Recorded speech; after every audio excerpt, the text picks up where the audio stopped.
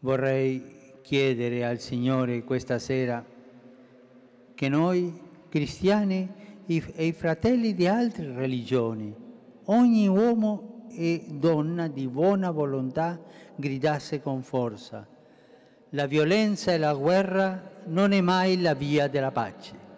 Pope Francis decisively denounced all forms of violence during Saturday's Vigil for Peace at St. Peter's Square.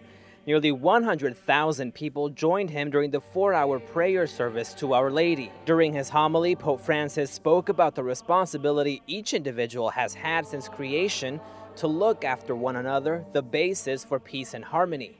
Quando l'uomo pensa solo a se stesso, ai propri interessi e si pone al centro, quando si lascia affascinare dalle idoli del dominio e del potere, quando si mette al posto di Dio, allora guasta tutte le relazioni, rovina tutto e apre la porta alla violenza, all'indifferenza e al conflitto.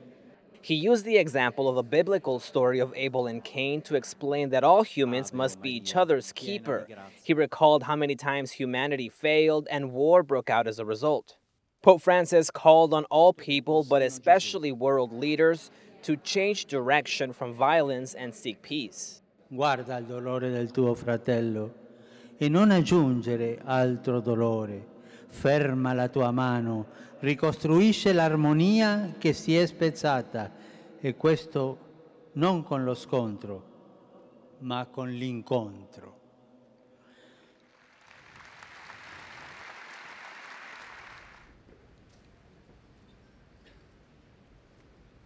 The atmosphere was largely somber and silence marked various parts of the 4-hour event. In a symbolic gesture to the vigil's purpose, 5 couples made incense offerings before the icon of Our Lady during the Eucharistic adoration. Each couple came from Syria, Egypt, the Holy Land, Russia, and the United States. Adding to the symbolism was the decision to allow altar servers from the North American College in Rome to help out during the ceremony.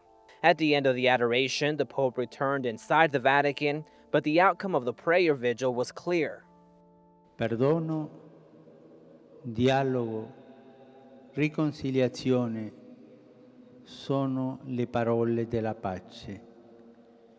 Nella amata nazione siriana, nel Medio Oriente, in tutto il mondo,